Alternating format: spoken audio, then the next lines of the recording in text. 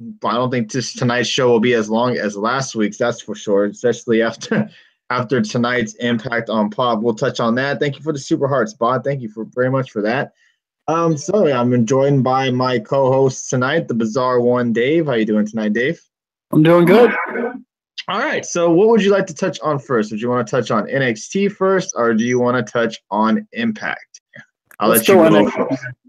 Okay. Hey, what's up, everybody? Adam's in here. Barbaruski's in the house. If y'all don't mind retweeting and sharing the broadcast, I would really, really appreciate that. Don't forget, we will be live again on Saturday evening. That'll be our Shoot the Shit show. Also, we'll be touching heavily on Backlash, and a lot of wrestling news has been going on this week. So definitely we'll be touching on that as well. So thank you guys for joining us tonight.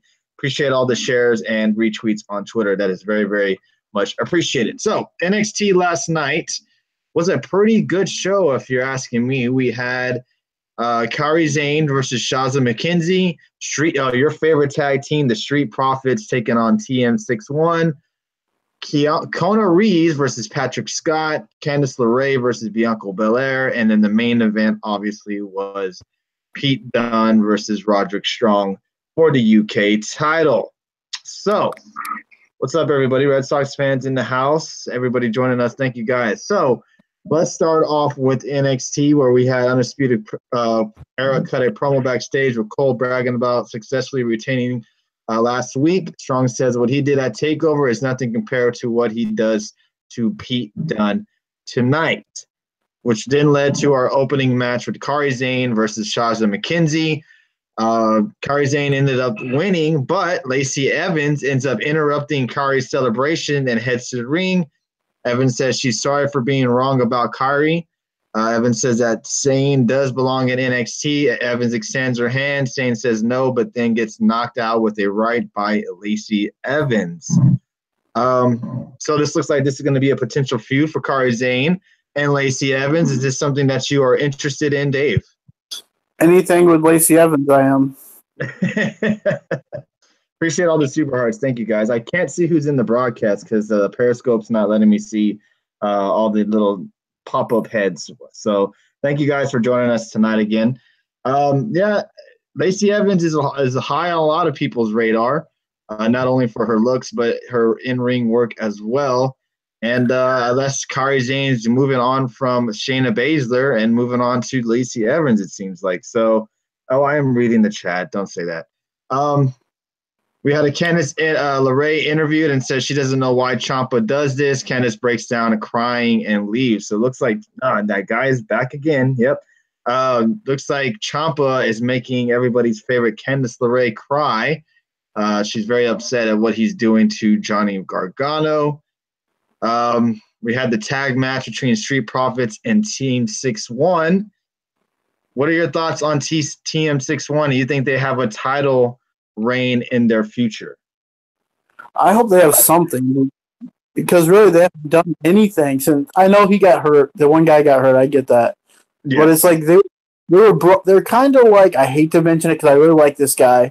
They're kind of like, in a way, Hideo Itami as a tag team. He was really high being brought in, and then he got injured, and then it kind of got injured again, and then it kind of hurt him. So I think TM6-1 is kind of on that same boat. I do like the little cheatiness to win. I like that.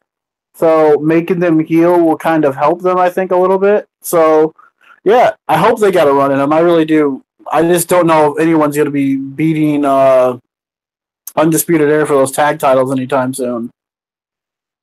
Yeah, and I see Alex did put in the chat that them not winning the Dusty Classic kind of killed them, and I kind of agree. I think that would have really boosted the momentum that they had, especially coming back. I forgot who was injured, but one of them came back from injury. It was building up to the tournament, and then you had them lose in the first round at that to AOP. So yeah, I don't know exactly what they are doing with Team 6-1. You did mention that they have been injury prone, and it seems like when they have something going for them, they do get injured. But I don't know. I kind of have to agree with you on that. And Street Profits, I know you don't really care for. I'm a fan of the Street Profits. I think they would work well on the main roster. That's just my opinion. I'm sorry. Another crime. Another crime. Yeah, pretty much. Yeah, I can see the resemblance a little bit, but I do agree. Yeah, they probably. Yeah, have the Street Profits? Because I could be wrong. Have they been faces the whole time they've been in NXT, or did they have a heel run? Who, Crime Time? Yeah, no, Street Profits. Street Profits. Did they have a heel run? I have no idea. They haven't been together that They've been long. faces the whole time. Okay, so Yeah, I wonder how they would be as a heel tag team. they're probably just That is interesting. watches and wallets, just like Crime Time did. Yeah, Bob Ruski, Crime Time. Crime Time were typical thugs. Street Profits are more current party up hype guys. Yeah, okay, I get your point there. Yeah. WWE going PG, so when they were kind of pushing the line of PG. Crime Time was stealing stuff and all that. They weren't really PG-ish. They were drinking 40s and all that. That was in their song. And I did not have Budweiser. To me, Crime. Go ahead. I'm sorry. I didn't mean that. Street Profits are more like a PG version of Crime Time. It's hard to disagree with you on that. I can't really. It's hard to disagree with you on that. So, they resemble them, but I don't know. To me, they seem like they are a lot better than Crime Time. Yes, 100%. I like them. I don't know. There's something I like. I like them as a tag team. I like Dawkins a lot. Montez doesn't bother me either. I saw them live too at Access, and I became a little bit bigger of a fan of them. Seeing them live, their athleticism, and I just think the way they work the crowd really works well for them. I think their college. That's a good. I was gonna say that. I was gonna say that they remind me of like the college partiers, kind of with this cup and stuff like that. In a way, yeah, I can see that. In response to what Red Sox fans said about, they're nowhere near the same. They're more athletic and better wrestlers. I never once said their wrestling ability reminded me of Crime Time Crime Time. I said it was just their look and how they're being presented reminds me. I never said it was one guys weren't, because obviously Street Profits are better wrestlers or better movers, or what you want to call it. Yeah, they are better than Crime Time. That's that. I agree with you on that. So also we had last night Kona Reeves, versus Patrick Scott. Anything you want to talk about these two guys going at it? Seems like the WWE is really high on Kona Reeves. Yeah, I mean, I guess maybe because I looked some stuff up about him. He was trained by Roman Reigns' daddy. Oh, was he? Yeah. So he was trained with I was wondering with that tattoo if he was related to The Rock too. That's what threw me off. I was like, wait a minute, is he related to The Rock now too? But yeah, I mean, I guess he was trained by Alpha I can't even remember how you say his name, but yeah, he was trained by him. So I mean, he didn't really interest me that much, but I was like, okay. That's pretty low of you there, Alex. That's a low blow. But when you look at his face, the guy looks like he's tiny as fuck. Yeah, they are very high on him. I see them promoting him a lot on Twitter, and they definitely they kind of shined him last night. So I don't know. We'll see. We'll see what goes with him. He could probably be another guy that just gets lost in trouble on NXT after that. They also had a promo of EC3's TV debut for next week is shown. Dakota Kai says she is happy to be part of the women's division, but then asked about Shayna Baszler, and she says she doesn't want to talk about Shayna. Vanessa Bourne interrupts and says she is not afraid of Shayna, and she will take her on any time. What is your thoughts on the women division? Since we had this big old shakeup, now you have the current cast of the women on the show now. What is your thoughts of the women's division so far on NXT? Right now, it's really weak. It really is. It's weaker than hell. I mean, they have a few people there, but they're starting to spotlight a little more. But I mean, and I did think that Candice LeRae's promo seemed real, and it was really good. I thought she did good on that promo. I enjoyed it. I mean, yeah, they got a few interesting women. Hey, if it wasn't for this Mae Young Classic, we wouldn't have any of these girls. They'd really be scrapping the barrel. But I mean, yeah, I mean, it's okay. It's not great. It's really probably, in my opinion, it's probably at the lowest it's ever been, and I can remember since it's been on the network, obviously, or even a little bit before then. But yeah, it's pretty low right now with the women's division. They need to start building new stars, and they take them all away, and they have no stars left. Yes, Dre, we will be touching on Impact. The women's division has been weak since Asuka's title reign, in my honest opinion. Ooh, okay. It's hard to disagree with you. They haven't really made any stars since Asuka.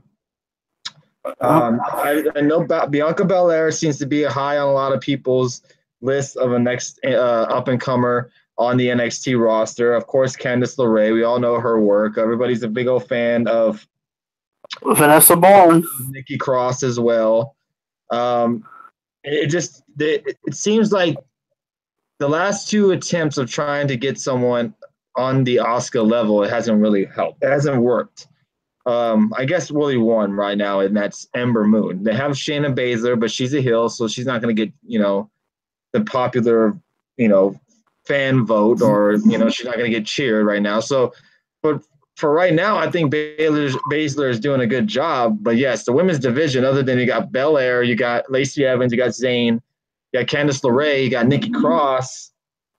And then after that, I mean, it's hit or miss. You got Dakota Kai, you got Vanessa Bourne. Yep. I mean, they have a lot more women that they are, I think, showcasing a little bit more, other than, back when they had Asuka, it was basically surrounding her around a couple of women. Now it's, you got a handful or even more of women that has a shot at becoming the next women's champion if they have actually, have any type of confidence in them. If you could choose one, other than, of course we got Baszler right now. Who do you think will overthrow Baszler? If you could guess. I think the obvious choice for me would be like Candice LeRae would be the obvious choice. That's a great story. The underdog overcomes the big mean bully and wins the title. That's the one. That's to me the biggest. That could be a big moment. It's really the only one I could see right now. But some people may say Bianca Belair or whoever else. I do like what they're doing slowly with this division, but like Vanessa Bourne and Dakota Kai seem to be going next for a little feud.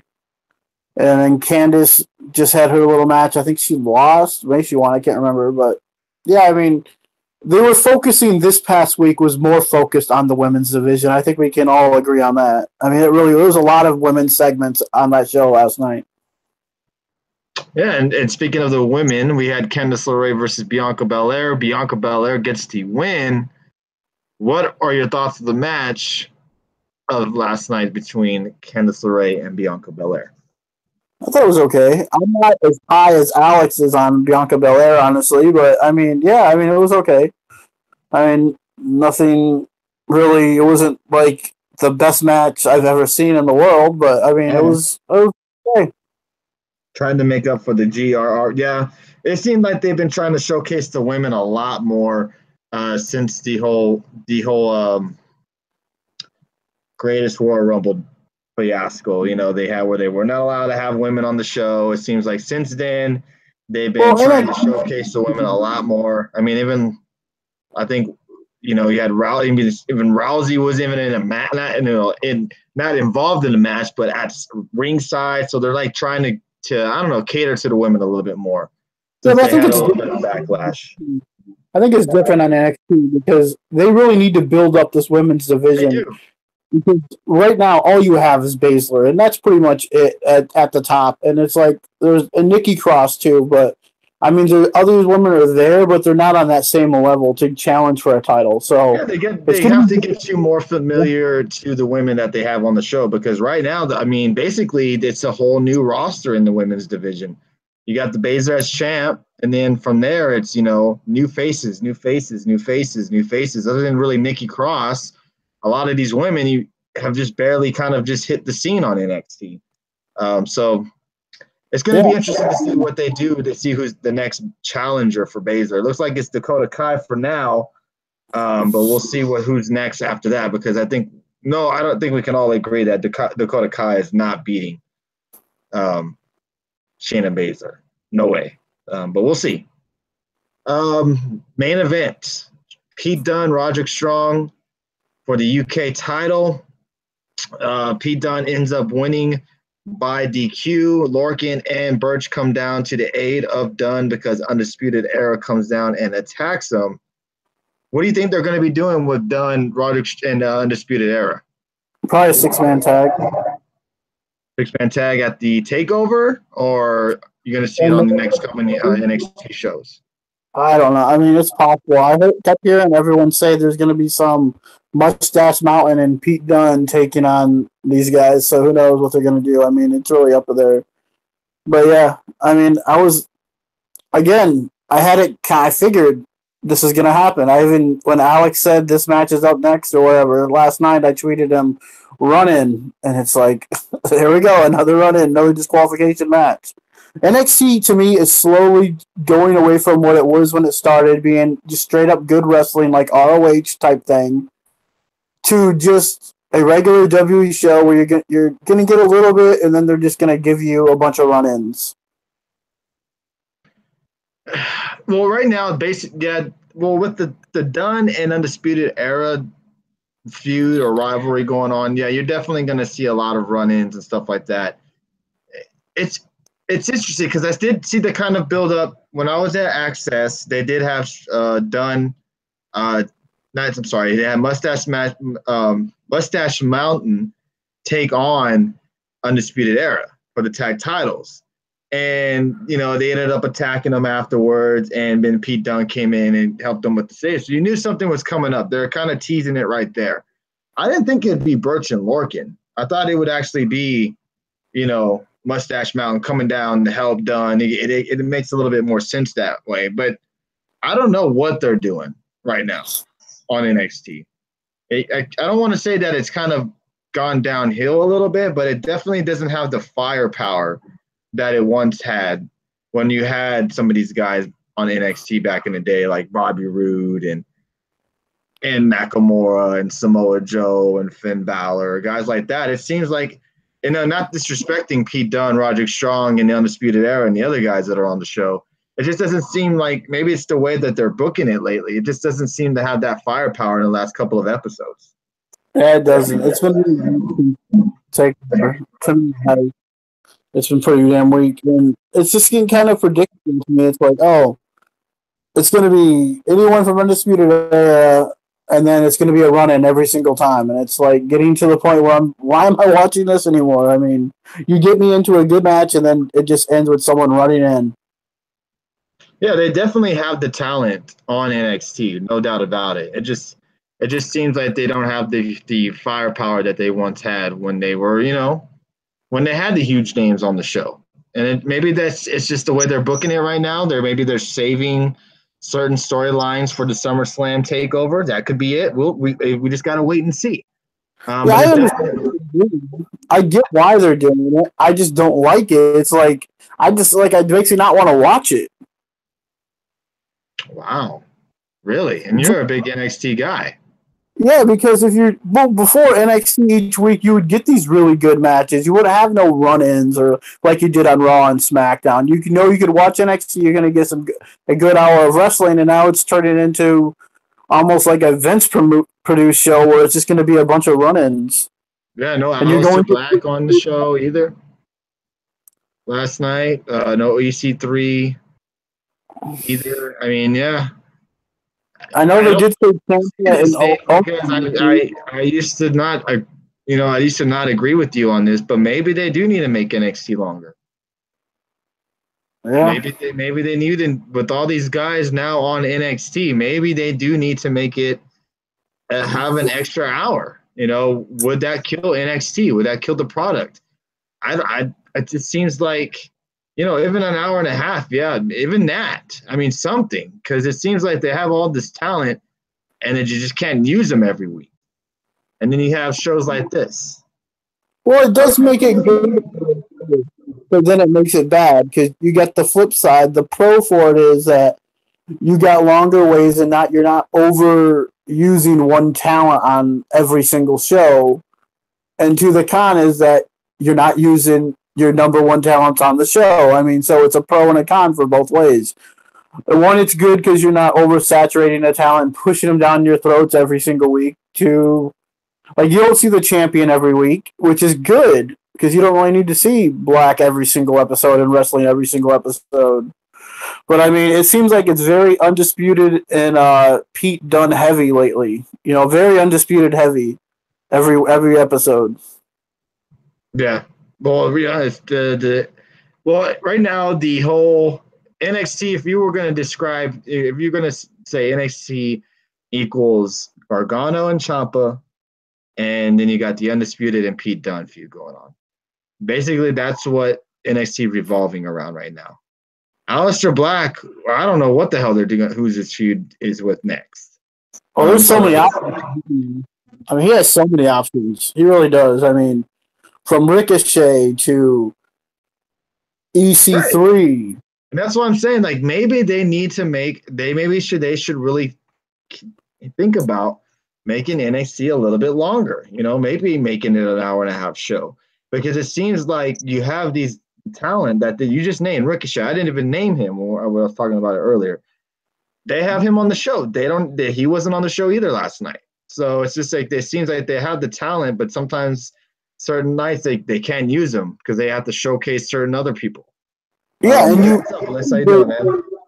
Another great point that you made, Tony, is about being 2 hours. Here's another great argument for it: it's not like 205 Live.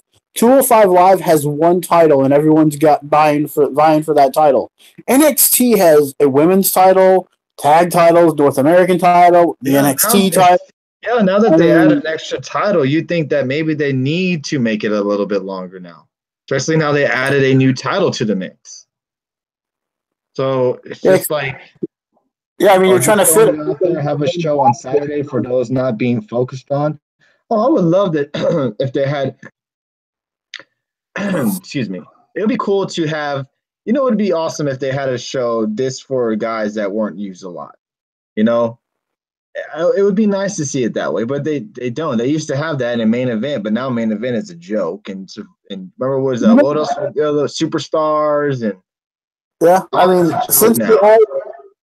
I know this is usually safe for a Saturday show, but since we are talking NXT, I did read that Keith Lee, I believe, has signed a developmental deal with WE. Yep, that's been going on in the chat room. Everybody's been talking about that. I said we would mention it on Saturday's show, but Dave did. I didn't do that, but I did notice that online. But yeah. Yeah, that's a huge signing. Like I mean, I'm telling you, they need to go another hour long, or at least another 30 minutes or so, because it seems like we're going to get more shows like this where we get two good matches or so, and then the rest of them are just going to be, you know, really quick matches. You know, we got to have some more entertainment on these shows. And don't get me wrong, Dunn and Strong was a good match while it lasted, but, you know, I think we all knew what was going to happen. Yeah, I mean, but another thing I think they're focusing too much on is the male talent. I mean, we talked about the women division, so they need to go out and grab up some of this women talent because the women talent out there is unbelievable right now. Yeah, I mean, I don't want to get on Tessa Blanchard yet, but man, she has some duns. My goodness gracious. Like, my God, her arms are like crazy. Like she has a killer workout routine, I'm sure. Yeah, I don't blame her for denying WWE. Maybe I am kind of curious to see why she denied them. If they did, if that's the story, I don't know. I'm kind of curious to see why she denied WWE. They fucked up on Tessa. They want Toni Storm. Now I've heard a lot about Toni Storm. I haven't seen much of her wrestle. Have you seen Toni Storm, Dave? Yeah, she was in the. I remember in the tournament, yes. But I think since then, she's been very high. It seems like she's been gaining really, really a lot more momentum since that tournament. Yeah, I mean, a lot more people talking about her lately. I only know from what I've seen from the little Mae Young Classic, but there's a lot of other women out there too. I mean, a lot of people love Toni Storm. I get it. I mean, hell, I've been pushing like girls like Deanna Perrazzo and Rachel Ellering and Tessa Blanchard for a long time, and it's like now they're really starting to pick up a lot after that Mae Young Classic. Because they got that WE exposure more. More people were wanting. I'm not saying they weren't big before that, but I know I watched a few of their matches, and Tessa, Rachel, Deanna Perrazzo. There's a lot of great talent out there. WWE needs to be focusing on them. Yeah, I'm honestly surprised that WWE hasn't signed like a Chelsea Green yet, or a Blanchard. Well, according to Red Sox fans, she denied them, or an Ellering, or like a Toni Storm, or these other women that are talented. I'm surprised they haven't gone after Rosemary. Like to be honest with you, I'm surprised they haven't gone after Rosemary. Good luck with that. She seems like a perfect gimmick for the WWE. And yeah, but he's a trainer now. I'm sorry? Because Scott D'Amore is the one who helped train her, so I don't think she's going to leave her trainer. Money talks. Imagine if New Japan Pro Wrestling had a women's division. Oh, man, I'm sure it would be off the chain. I'm sure it'd be insane. To the show. Yeah, and I think last night's NXT show wasn't bad.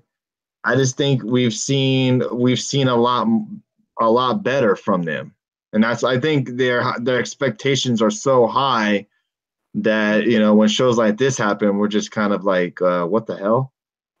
What are the shows that we've seen the last couple of months or even years? You know what I mean? Yeah. Stop wishing talent for WWE has enough talent that's not being used. Hey, I agree with you, Martinez. I don't think we wish that they were in the WWE. I'm just surprised they haven't gone after certain women. Seeing how popular certain women are, or even how great they are in the ring. Most times WWE are the killer of careers. We've mentioned that on the show. A lot of people go to WWE and they've been killing it on the indie scene, and then when they get to the WWE, it's dead. It's game over for them. Look at I think a pure good example of that, and he may not admit it, is Michael Bennett. I think Michael Bennett is a prime example of somebody that was not something highly popular in the indies, but he was definitely successful. But Mike Bennett is definitely someone that shined in the indies, went to WWE, and just has become a joke. And we know he's better than he's displayed as. Yeah, Michael Bennett was huge on the indies. I mean, he was one of those ROH guys who won the new prospect tournament and was like doubted as the next big prospect of Ring of Honor. And then he went on to do a lot of other stuff, the stuff with TNA. I mean, and then he went to WE, and he kind of like, after their first promo, he kind of went flat. He almost should have, like we say, he's a perfect guy, I think, and I think you guys, everyone would agree that should have started in NXT because he might have had a better shot there. Yeah, he was pushed hard in Impact as well. That's very true. He was the guy in Impact for a little bit too, with him and his wife Maria. They were one of the main focus points on Impact for quite some time. And then I remember when he got to WWE and when he signed to the WWE and he came out with that music. And I remember the music I actually enjoyed, and it seemed like they were going places with him. And yes, he has this apparent drug addiction that he's fighting and beating. Thank you, Michael Barrett, for the super heart. Appreciate that. But it just seems like a guy like that makes examples too easy for us when we say, yeah, we want them to go to the WWE, but that's where careers can end up dying. Yeah, we're going to touch on Kara Hogan, Queen Shaliqua. Excuse me, I said your name wrong. I'm so sorry. We'll touch on Kara Hogan as well. But it's just amazing that some guys go. I don't want to name Nakamura for. Okay, here's my question for you, Dave, and everybody in the chat. Did Nakamura still have that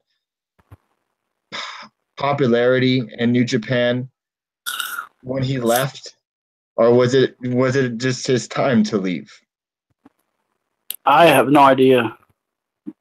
That's what I want to know. Was it his time to leave, or was it just he still very, That's very probably low? Because that's what I want to know. Balor, I think. Look at Juice Robinson. Yeah, he was CJ Parker NXT, and yeah, I agree with you. But see, that's what I like.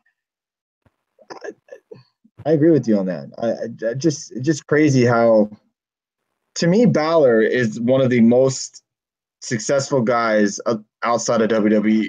And you think he's going to come to the WWE and just absolutely kill it, and he's going to get all these titles. He wins the title, gets hurt, and is just never heard of anymore.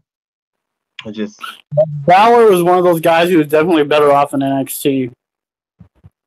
Yeah, Carl Anderson. Yeah, Bullet Club, or not? Excuse me, Bullet Club. The Good Brothers, or whatever you want to call them. They have been. Yeah, that's another group. Yeah, that's another team that came to the WWE. Everybody was excited to see, and then when they come to the WWE, nothing happens. And I think a lot of people were scared when that happened to Joe, and we're kind of getting it with the whole Finn Balor and Nakamura and Bobby Roode. No, because we thought AJ Styles. I'm sure a lot of us thought the same thing. Oh crap, AJ's gonna get killed. He's not gonna do nothing here, And then boom, look at him. He's a WWE champion right now. I mean, you just never know. I think AJ Styles is just on a different level, though.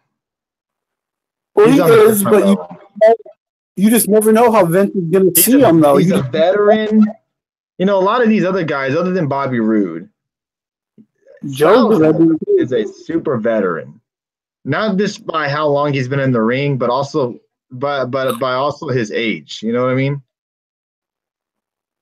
So that's just another thing. But I miss Southpaw Regional Wrestling. It still comes on every now and then. If you go on the WWE Network, it's on there as well. Oh, WWE Gifts and Stuff's on here. What's up, dude? Styles started when he was like 18, right? I'm not sure, but I just know that he's a vet. So maybe age has something to do with it. But we'll see.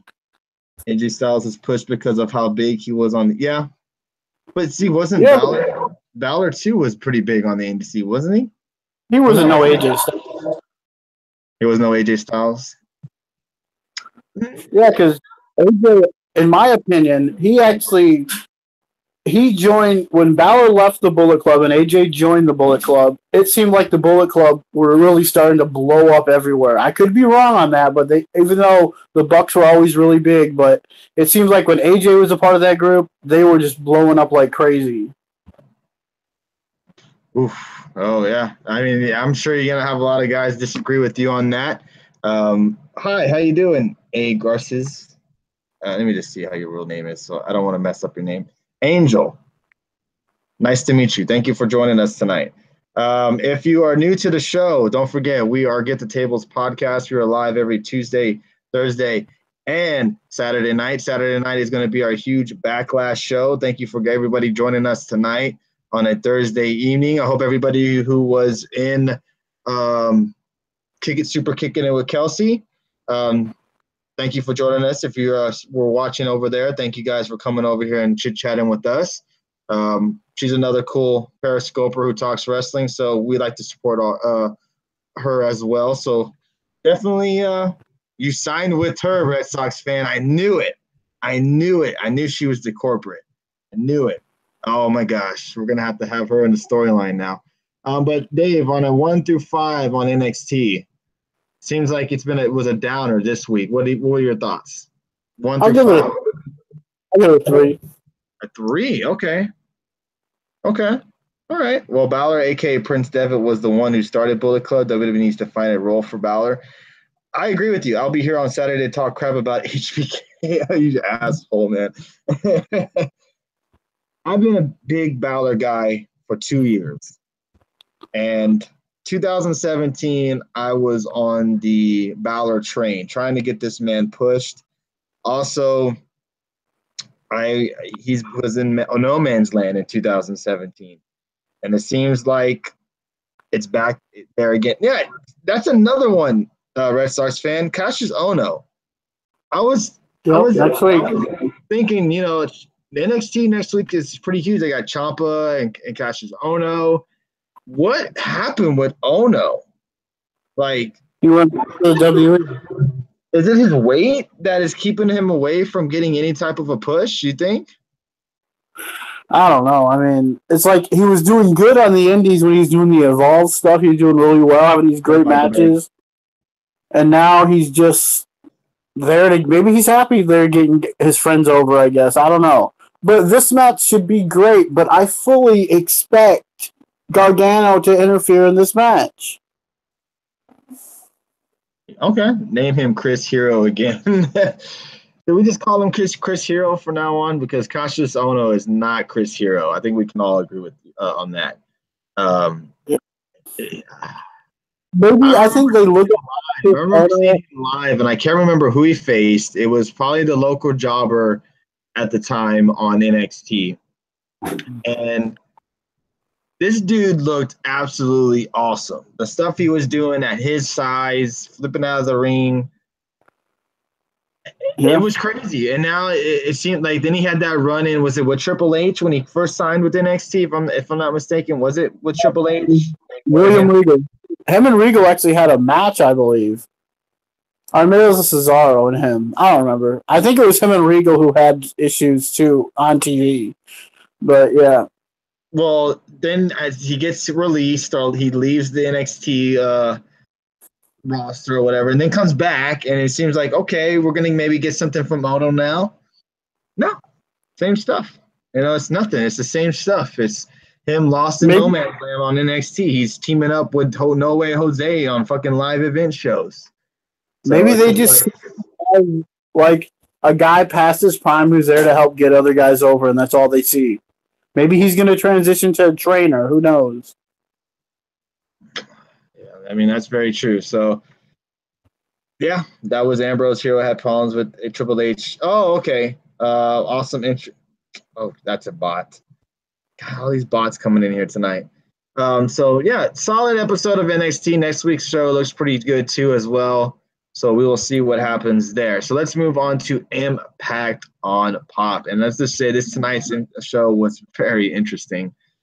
We start off with Eli Drake.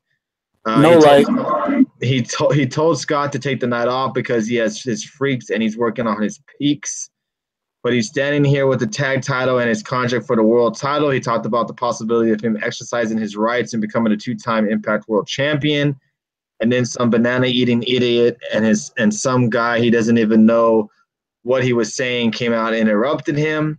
When it comes time to take that title, he's going to take it, and he's going to tell Pentagon right now that he has 1 week. He's calling his shot and saying he only has a little bit of time until, oh, wait, here comes Pentagon Jr. now. They just kind of have like a face-off. Pentagon still is not having. They're not going to have him talk on the mic. Pentagon, that is. So, Dave, next week they announced it. Eli Drake taking on Pentagon for the world title. Do we see a title change next week? You mean Eli Drake loses the Pentagon next week on free TV? That's awesome. You don't think we'll see a title change? No, not at all. Okay. I just don't, because I hope not. Everybody, I know some people have read some spoilers, so I don't want anybody to. If you already know what happens, keep it out. Don't say nothing. But okay, all right. So you think that Eli Drake loses next week to Pentagon? All right. Fair enough. We go to Josh and Don, who run down tonight's lineup before sending us to an interview with McKenzie conducted earlier today with Kara Hogan. Kara Hogan says she had her first match on pay-per-view and lost, but she won't dwell on it. The name of that pay-per-view was Redemption, but she wants a rematch. Tessa Blanchard comes in and says that Kara's first pay-per-view match should be her last, and girls like Kara always come in second to her because she's better. Kara says Tessa can do what she always does and sit there and watch while she beats Taya Valkyrie tonight. What are your thoughts on Kara Hogan? I like her. I like her better than Taya Valkyrie for sure, but yeah, I like Kara Hogan. She's a cross between, I said this before, between Bayley and Naomi. You said who? Naomi, Bailey, and Naomi. Yes. Is Naomi because of her thickness? Yes. And I mean, she has that Bailey bubbly personality. But she doesn't have the entrance for the kids, though. That's for sure. Well, she could. She does not have the entrance for the kids. I mean, I kind of was hard on her on the Redemption pay-per-view. I thought she, reminded me too much of Hulk Hogan. She reminded me of Hulk Hogan. Yeah, but I don't mind her. I think she does have a lot of fire behind her. I thought she did good tonight on her promo. And I mean, I'm not gonna say I'm a fan of her, but I thought she did pretty good for herself tonight. Okay, then we had Grotto in the back. Whoa. You're skipping over Tessa Blanchard coming out. No, I already talked about Tessa Blanchard. I already talked about her. But she came out during the match too. Oh well, I was gonna touch on the match a little bit. Okay. I thought we were going to that match. Got you. So okay. Grotto is back and has a reunion with Parks. What's his first name? Joseph Park. No, this is who? No, the Park. Jimmy Jacob. No, Joseph Parks. Thank you, Joseph Parks. Yeah, I'm sorry, I couldn't hear you. Your phone kind of went out. Joseph Parks. They had a little reunion backstage. Who says he bagged himself a lady, and Park wants to see a picture, but Austin Aries comes in and says it's nice to see Park for the first time since that whole ring announcer debacle, and the DDP Yoga has obviously been working wonders for Grotto. He wants to reassure them that everything's fine here, even though Pentagon took his world title. Grotto offered him whatever it was he was eating, but Aries slaps it out of his hands and hands him a banana. Aries walks off, and Grotto says he knows where he'd like to stuff that banana. I mean, what the hell happened to Joseph Parks, man? I know he's not. I know he's a little bit up in age now, and I'm sure he can't go as like he used to. But man, Abyss used to be someone who is a monster among men, who was like the Undertaker of Impact. And now he's Joseph Parks, the insurance man who is teaming up with Grotto. I guess so. I'm not really sure what to think there. And Abyss equals Kane. Yeah, I think so. I think for the most part, yeah. Abyss lost to Congo Kong in the Monsters Ball. Yeah, I know that, but I'm just curious to see like why they still even have him around. Because Joseph Parks to me is pretty much useless. Am I right? Yeah, I mean maybe you overuse Abyss as the monster too much. Corporate Kino. Yeah, he is a writer on Impact. That is true. But you would think that, if he's useless on the show, why even use him? But I don't know. That's just my opinion. Next, we had OVE versus KM and Fallah Bahh.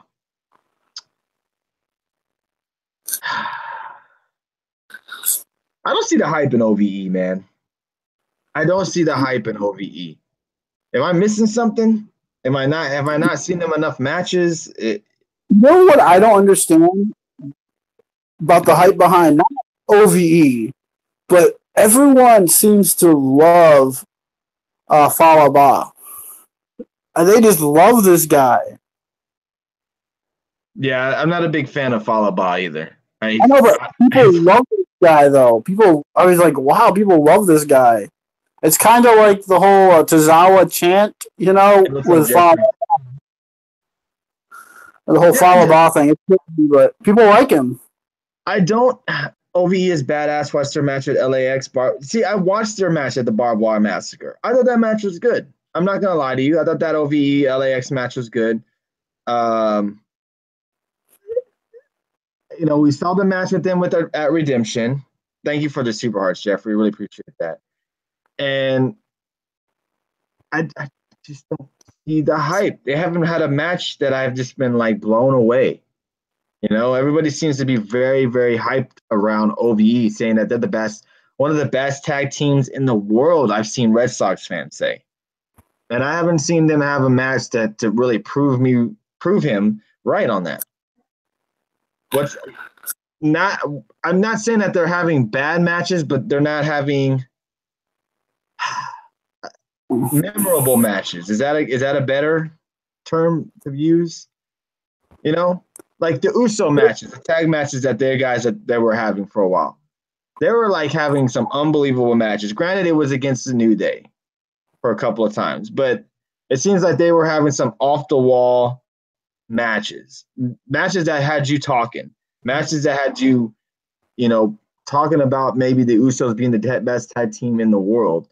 You go to OVE, and I haven't really seen much from them to really prove to me that they're a top 10 tag team. You know what I mean? Yeah, I agree. I mean, I think they have some pretty cool moves. Yeah.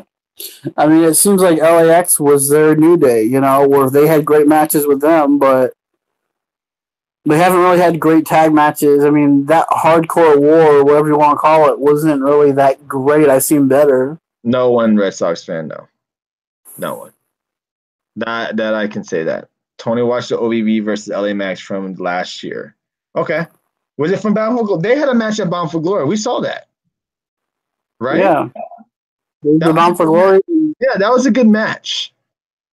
And then they had a match at, they had another match on Impact for quite some time. The whole LAX and OV's feud for a little while. I thought that none of those matches really stood out to me. OVE are the perfect example of a team that don't have to worry about just being one type. Okay. When OVE were faces, okay, I'll check it out. Not what we get Insanity. I don't think Insanity is a great tag team. They have I like Killian Dane and Eric Young. I think they have. Let's just move on. We'll move on. So KM is another guy that just. I don't care for him. But what's the whole fan hype or popularity with Fallah Bahh? Why does everybody like Fallah Bahh? A guy that I have no idea. Very, very limited in the ring. Am I right on that? I haven't really seen him really do anything too crazy in the ring or have like a 5-star match or anything like that. The kids, okay. Yeah, I mean, I don't know why. I mean, he's over. That's what's crazy. They're one of the few people in Impact. He's one of those guys who are over. He's over. People like him. He's a chant, basically. He's a chant. Pretty much. He's a guy that can get the crowd going and get them chanting. He's like a No Way Jose in a way. I think fans should stop chanting Bah. Yeah. He's like Gargano, says Red Sox fan. Look at Red Sox fan throwing shots like Gargano. That's messed up, dude. So OVE gets the win. Price clears out, and KM gets in the ring and sticks his hand out to Bah, who shakes it before walking off. KM smiles and laughs as he walks off. Is anybody interested in a KM and Fallah Bahh storyline right now? Nope. Anybody? Crickets? Nope. KM and Fallah Bahh storyline. I don't think anybody gives a damn about this. I think what they're saying the Impact is copying was the whole fat shaming storyline that KM and Fallah Bahh were having storyline wise, and it's kind of it resembles Alexa Bliss and Nia Jax. So that's why they're saying that they're kind of copying. Who's their own. So we had McKenzie backstage with Mr. Impact Moose, who says he's been a top player in the NFL, which not really sure if that's the truth, but never won the world championship. The same has happened to him since he's been here, but he's Mr. Impact Wrestling, and in 2018 will be the year he wins world gold, the year he becomes Impact World Champion. Jimmy Jacobs comes in with a smile on his face to say he loves it, but wants to know why he wants to say that, because the last guy who called himself Impact around here, Jimmy never finished because Moose grabs him by the collar and lifts him off the ground. Jacobs calmly says he just wants him to meet Congo Kong in the ring. Moose says, tell Kong to bring his big ass if that's what he wants, and sets Jimmy down. So it looks like we're going to get Congo Kong versus Moose. What is with Congo Kong? I haven't really seen him wrestle too much. Can he actually go? Can he actually have a really good match? I've seen him have a decent match with Abyss. That's about it. I mean, Kong in trouble. Congo is just a no-talent Yomaga. Whoa. Damn. I mean, is it bad for me to say that I can't stop looking at his cha-chas? Because, I mean, it's kind of hard not to because they're just, like, sticking out. Congo Kong is written as the new monster. Oh, okay. I got you. So he's the new Abyss? Is that what Congo Kong is? He did beat Abyss at the Monsters Ball match. Yeah, Congo Kong is Abyss, and Jimmy Jacobs is what's his name? James Mitchell. Yeah, James Mitchell. So yeah, I'm not really sure if that's a match that I'm really looking forward to seeing, but I know Moose will probably end up winning that and probably end up facing whoever wins between Pentagon, Austin Aries, and Eli Drake. So also, if you're joining on YouTube, thank you everybody for joining us on YouTube. I'm not able to see the chat room. So if you're chit-chatting, hopefully Alex is in there with you guys. I'm not able to see the chat room, so I apologize. But thank you everybody for joining us on Periscope. We've already hit way more than the amount of views that I thought we would hit on tonight's show. We're already at 1,700 views. Wow.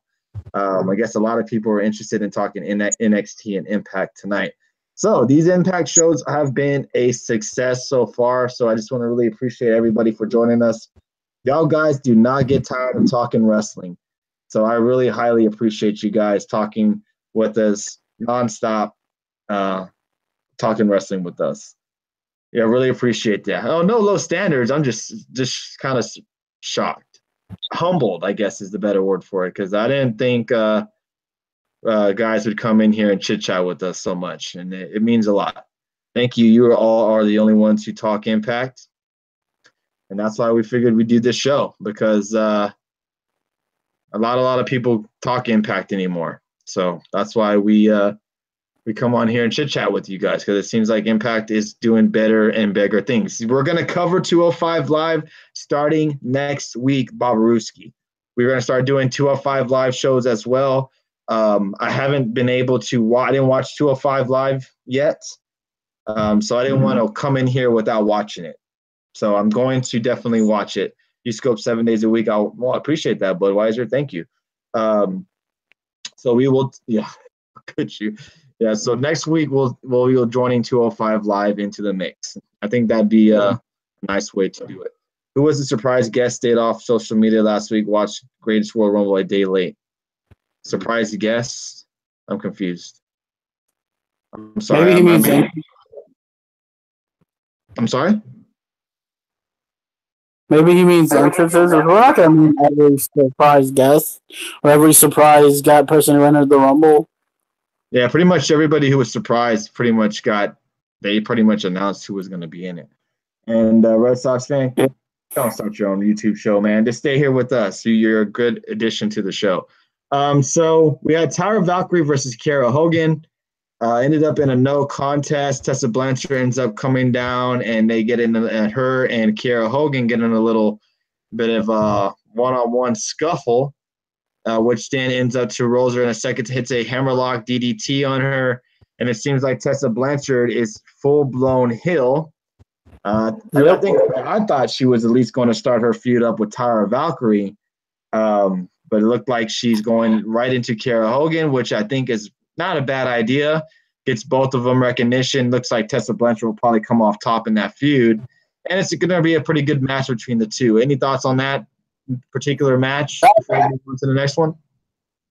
Just happy that Tessa Blanchard is finally there. That's what I'm happy about. And she's in the ring, so maybe we'll see her wrestle sooner than later, hopefully.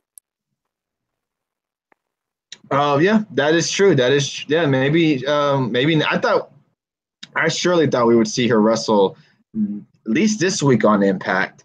But maybe they're gonna save it for a little bit. Maybe we get her on next week's Impact. I think tonight's women's storylines were more committed towards Rosemary and Su Yung. Here Jericho is showing up. Yep, we're going to touch on that this weekend, Budweiser. That is the rumor around the wrestling community. So, okay, so we had another Global Force Network segment. I know last week I really, really went off on them. Mainly because they showed a old clip of like the Dudley Boys, I think. I can't recall exactly who were in the match, but I was like, are they really doing this? And then to your credit, you all guys said that they do this every week. They show a showcase match. I didn't mind tonight's showcase match. At least they did it with Brian Cage. They showcased a guy who's on the active roster still and a guy who's a major part of the Impact Wrestling right now. Any thoughts on that, Dave? Did you enjoy the match? Or are you just kind of tired of them doing this kind of stuff? What are your thoughts? Well, this wasn't really a flashback for the network, was it? I didn't notice it if it was, but if it was, cool. A live event match that Brian Cage had in Australia. Yeah, that's not really the global network match of the week or whatever, but yeah. I mean, all it is Brian Cage versus 205 Live. That's all it is. Yeah, for the moment it is, right? And I mean, that's all you gotta. To me, even though he's facing these little dudes, we still gotta admit that this guy is highly impressive. Oh yeah, no doubt he is. He's great and he's fun to watch. But I just don't like seeing this guy taking on all these cruiserweights. I mean, put him in there with some real competition. Can he do this kind of a match with well, you said he had a pretty good showing against Bobby Lashley, right? Yeah.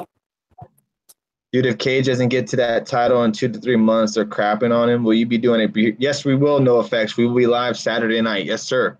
Yes, sir. You know it. They weren't much smaller than him. Those guys, no, those guys weren't. They weren't bigger than him for sure, or normal, close to his size. They were nowhere near Brian. No one is really, but I'm just saying they're not. He's a heavyweight. He shouldn't be facing cruiserweights. Yeah, and how about Mr. Callis dropping a Kenny Omega name drop on Impact tonight? I mean, that's probably got to be a first of Omega getting mentioned on an Impact episode. So that was interesting. Pretty cool about that. But Callis, he's an Omega mark, if I'm not mistaken. So he's going to, if he can mention Omega on Impact, he's going to do it. So that's that. Next, we had the 6-man tag match between Drago, Aerostar, El Hijo del Fantasma, and against DJZ, Andrew Everett, and Desmond Xavier. And, man, Andrew Everett, boy. This boy. Yes. Man, this boy here, man. I want to see him on 205 Live. I just want to see him in some of these matches that against some of these 205 wrestlers. Wow. He was doing that moonsault that he did. Yeah. I've never seen a moonsault like that before. That was insane. Some of the other stuff that he did was crazy. Desmond Xavier, I know he's you're high on Desmond Xavier. Not every guy at WWE Red Sox fan. I just want to see some of the matches that he could put on with some certain wrestlers, like an Alexander, a Kalisto, guys like that. What was your thoughts of this match and your MVP of the match? Man, that's a tough one because this match is crazy. I mean, did you see that spot that moonsault Xavier did? It was like, holy crap. And then Arrows, I mean, I don't know what to talk about this match because this match went on for a long time and it was crazy and it was fun to watch. That was an X Division match now right there. I mean, geez, that match was nuts. I mean, I don't know who the MVP was, but man, this match was all over the place. I think all those guys deserve all the credit in the world for going out there and doing these crazy spots out there. Yeah, I agree. DJZ, seeing where he came from a year ago. Hey, what's up, Young Graph? How you doing, man? Seeing where DJZ came from a year ago, it's unbelievable to see what he's doing in the ring now. So props to Mr. DJZ. Burr, burr, burr, burr. And I love that he does that. Oh my gosh, he did it twice tonight, I think. I love that he does that. I don't care what anybody says. That stuff, that's good stuff. I think it's an MVP to me. If it wasn't Desmond, of course DJZ gets the win. Looks like they have some high things coming for his way. But man, Andrew Everett did some stuff that I've never seen before. So I'm gonna have to give him MVP because that moonsault that Andrew Everett did was insane. What about the stuff him and DJZ were doing together? Like they tried a double moonsault together. That was crazy. What about the spot by DJZ from the ring to the outside of the ring? Oh yeah, I mean a lot of the stuff that they were doing was absolutely insane. So props to them, man. Like the craziness in this match was a level 10. The athleticism. If you want to say this was a spot fest, sure. Aerostar, that move he does off the top of the ropes outside, man. That dude was like 10. Did you see how high in the air he was? That was insane. Now those guys are a true Lucha House Party. Holy crap! Yeah, that was pretty cool. That was pretty cool. I gotta admit, that match was very entertaining. Definitely, I gotta say the match of the night for sure. I mean, it was what you thought it was gonna be. When they announced that this match was gonna be next week or this week, I knew this match was gonna be awesome. I knew this match was gonna be the one that everybody talked about at the end of the night, and it was a really, really good showing from all 6 guys. At the end of the match, they all shook hands and raised hands at the end of the night, showing respect to everybody. And it looks like that they have some high expectations or high things going for DJZ. So we'll see what comes in the next couple of weeks. Tony, are you going to do a Lucha Underground post show or talk about it on Thursday too? See, Lucha Underground is a different story because it's a little bit harder to keep up with. I'm not even sure if I have the channel. If it's going to be airing on, I'll have to double check on you, but we can definitely touch on it more on our Saturday night show. If you guys are interested in it, that's for sure. El Rey, I don't know if I have El Rey on Spectrum. I gotta check. Shut up, Red Sox fan. Red Sox fan. It's just making it worse and worse when you come into SummerSlam, man. I gotta check. It is on. Okay, I just gotta check what channel it is. Definitely, we'll touch more on it. Definitely, because of a special offer. Okay. 145. All right, thank you. Appreciate that. I really do appreciate that, dude. All right, so next we had. Let's do. There was a backstage segment. It had here it is. We had a backstage segment with Falaba and KM. He told him not to worry about what happened tonight. He should worry about the future and follow his plan for the future, including the way he works out, then the way he eats, and the women he dates.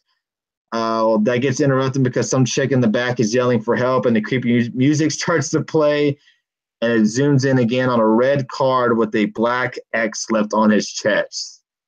Is it the return, everybody, of the Aces and Eights? Oh my God!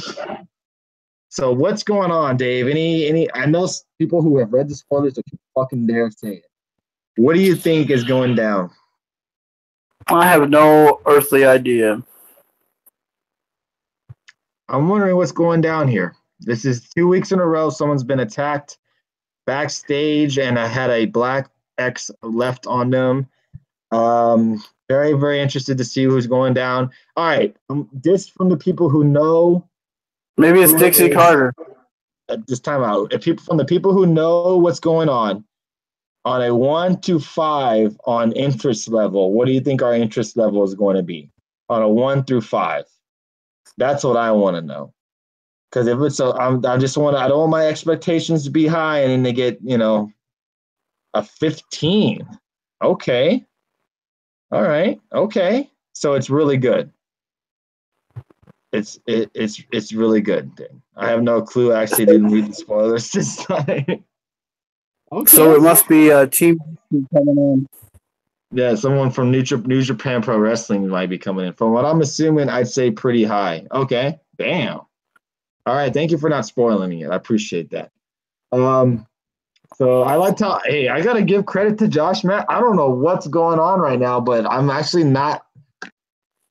enjoying Josh Matthews on commentary.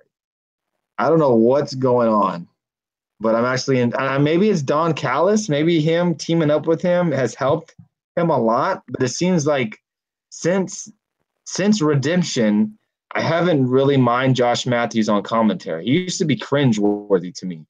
Now I don't really mind him too much. What about you? Yeah, I don't mind Josh.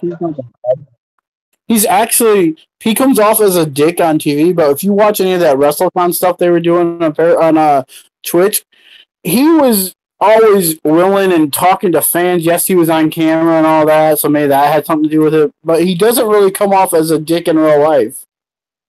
Yeah, he seems like a genuine guy that you can go up to and ask for a picture, and he'll do it. I just think that I don't know. I guess the pairings that they had with him just didn't rub me the right way. I just didn't really care for him. But him and Callis, they work very well together. They play off each other very well. And I think that was a great idea. Whoever thought about putting Callis in the booth, maybe it was him himself. I think that was a great idea. And yeah, and I was listening to I was watching Twitch the other day, and it was him and Stryker on the Lucha versus Impact show. I thought that was pretty good too. I didn't mind Matthews again. So I don't know what's going on, but yeah, maybe I'm becoming a Josh Matthews fan. They showed Eddie Edwards getting released from jail. I thought that was a nice touch. I thought that was pretty cool that they showed him, getting his stuff out of the bag, kind of like he was getting released from jail. I thought that was a nice little touch by Impact. I got to give him a round of applause for going into detail on that. I got to give him, that was nice. Shows up, Tommy Dreamer shows up in the car and tells Eddie to get in because he has something he needs to explain. So, of course, they cut off, and that's when we had the X Division title match between Matt Sydal and Ishimori. Sydal gets the win. It was a pretty good match. You said it wasn't their best match. Yeah, Twitter. I mean, that X Division title match they had for when Sydal beat him, I thought was a better match. But yeah, I mean, Ishimori is, I think, really good, but he didn't really showcase himself. He'll showcase himself more next week because he's in some kind of 4-way match next week, I believe. Mm-hmm. Yes, they declared who's going to be the next challenger for Sydal, I believe, if I'm not mistaken. I'm going to look that up right now and get the exact.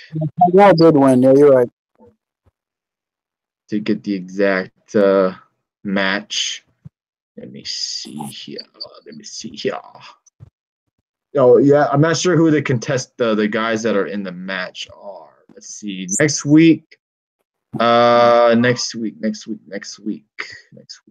They haven't said anything about next week, but they did announce that Revolver Live this weekend is on Twitch. Everybody, Saturday night, they returned to Twitch Live for a night of action in partnership with Pro Wrestling Revolver to celebrate Cinco de Mayo with Impact and Pro Wrestling Revolver live from Des Moines, Iowa.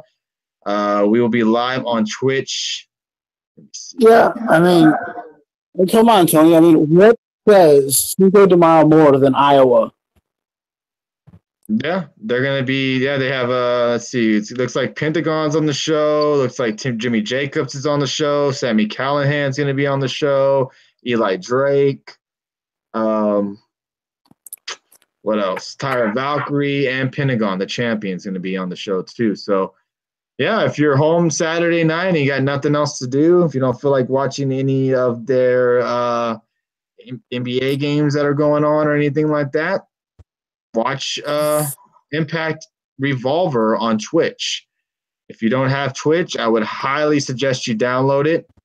It's a very popular app, not just for the video games, but a lot of stuff is on that. So LAX really needs Conan. Yeah, I agree with you on that because LAX aren't the greatest at giving promos. And you can really tell that Conan was that mouthpiece, and they need Conan right now. Not sure what's going on with Conan. He wasn't mentioned tonight, if I'm not mistaken. So Conan is still missing, everybody. Conan is still missing. I don't have who the people who are in the match next week. I gotta look a little bit more on that. But yeah, next week we have a fatal four-way, I believe, to figure out who will be the next challenger for Matt Sydal. Well, also they had another Tommy Dreamer and Eddie Edwards segment. Tommy Dreamer is on a couch saying that after all the wars he's been in, Eddie's the first guy he ever had to bail out of jail.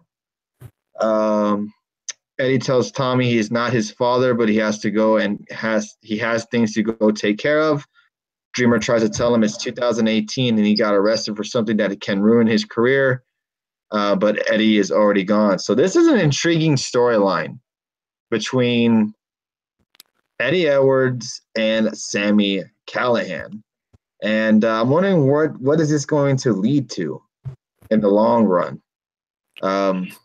Is Eddie Edwards end up going to kill Sami Callihan? Is that what's going to happen? He's going to kill him? I mean, it was just very dramatic. It reminded me of like watching a TV show.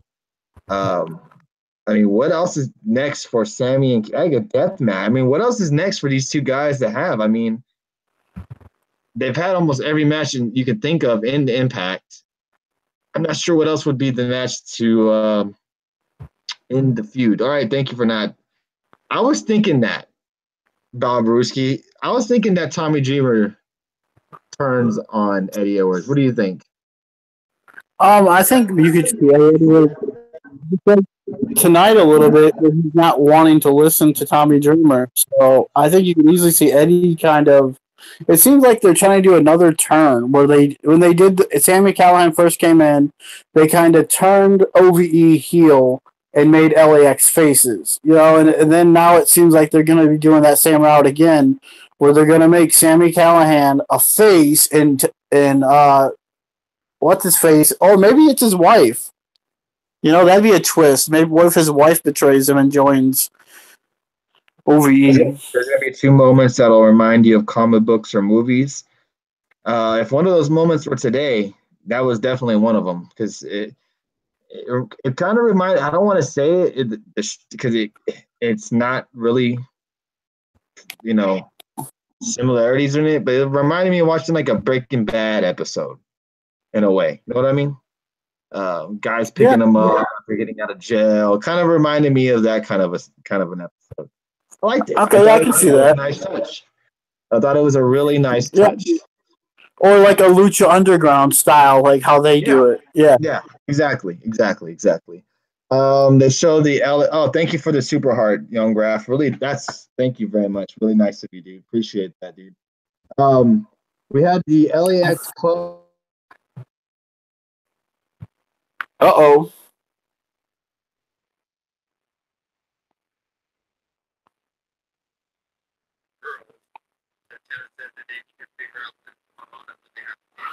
Next week,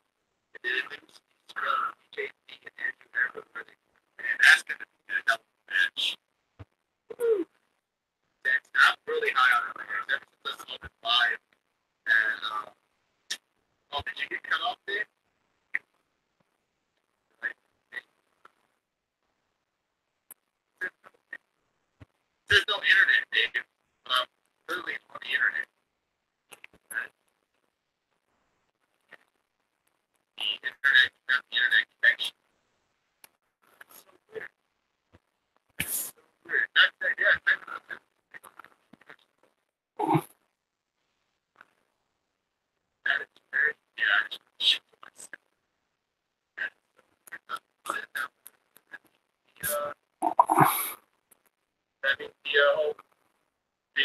thing on the broadcast on YouTube messed up. Hello?